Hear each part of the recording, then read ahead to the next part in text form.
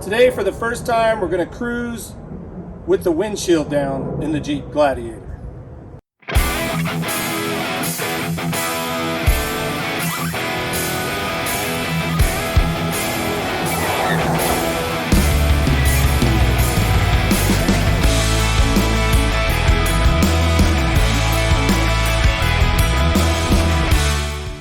Gladiator comes with this kit, this tool kit that has the right size tools that you need to do everything from take the doors off to folding down the windshield, and instructions.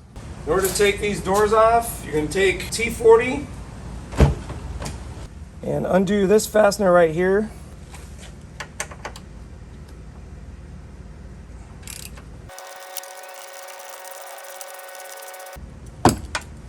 Okay.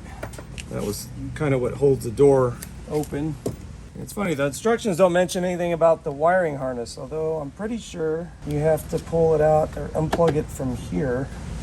So this panel is probably gonna have to come out, probably unclips somehow. Yeah. All right. Undo this lock. This still has to clip open somehow. Come on. There we go. That's holding you up. There. And then you gotta undo this.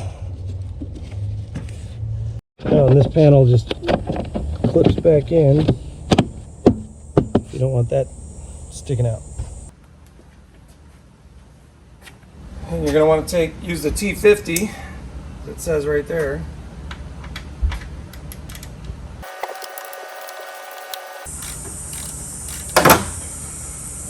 Whew. Be extra careful not to ding or scratch up your Jeep. It is a Jeep, but still.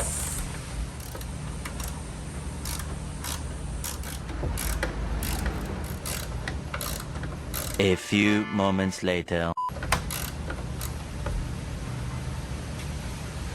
Voila.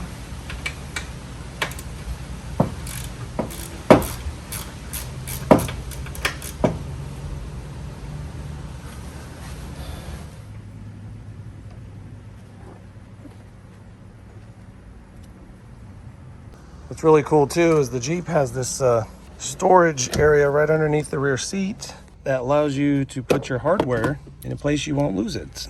And for the rear doors, it's kind of the same thing. Gonna pop this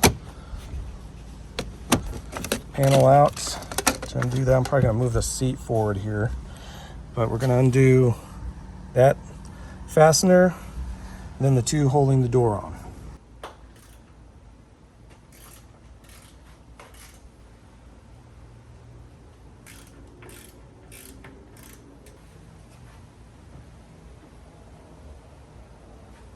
These things are a lot lighter than on any other Jeep. You'll want to store your doors in a secure and out-of-the-way location to ensure that they do not get damaged. I happen to have this Rugged Ridge wall mount door holder left over from when I owned my 2004 TJ that I used to hang my front doors. I then used a set of wall-mounted hooks for the rear doors. Either one provides a nice, space-saving solution that securely stores your Jeep's doors up and out of the way. There's a nut underneath this cap. For this segment, this is actually footage of my 2021 Jeep Wrangler Rubicon 4xe that I had previously owned. The method for taking the windshield down is the same between the two vehicles.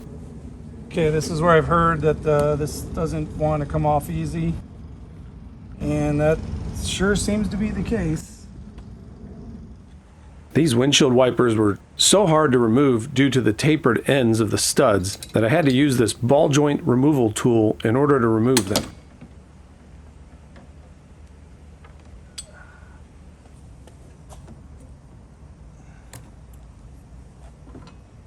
I found that they become easier to remove after the more times that you remove them.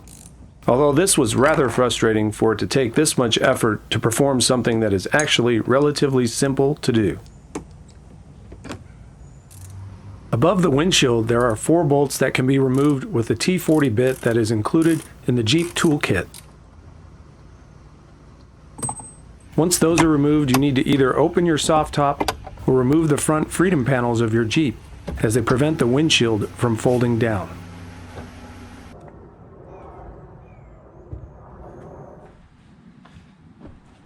right, first time with the windshield down. Oh, first time in the Gladiator. And nobody's gonna hear a word we're saying in the wind.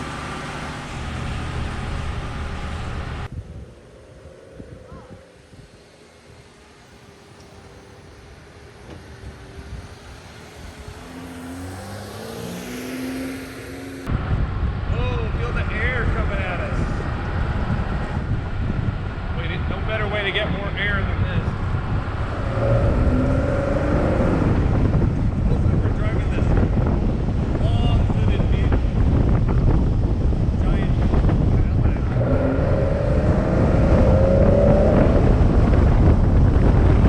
Although it is not something that I plan to do every day, it is very cool to have the ability to lower your vehicle's windshield. Not only does this provide a unique open air experience that is almost unparalleled in any other street vehicle, it also makes it easier to install items on the top of the dash, such as my Vector Off-Road JLE dock that I use for mounting all of my electronic devices. It also allows for routing cables and power wires from the engine bay into the cabin without having to go through the firewall. Although we did reach speeds of up to 50 miles per hour, it is not recommended to drive above that speed with the windshield down, as the wind can lift the windshield up and slam it back into its upright position. This may or may not injure the occupants due to the roll bar, but it definitely could cause damage to the windshield itself. Jeep does make tie-downs that latch the windshield to the hood of the Jeep, and I would highly recommend using them if you ever plan to drive like this on the road. Having an off-road at slow speeds should not be a problem. Another thing to consider is that certain state laws prohibit driving a vehicle without a windshield, or at least without some sort of face or eye protection. Please check your local laws before attempting to drive your vehicle without its windshield. Well folks, that's what it's like to drive windshieldless in a Jeep. I hope you enjoyed this or found it useful. Please like and subscribe to the channel, and we'll see you on the next one. Take care.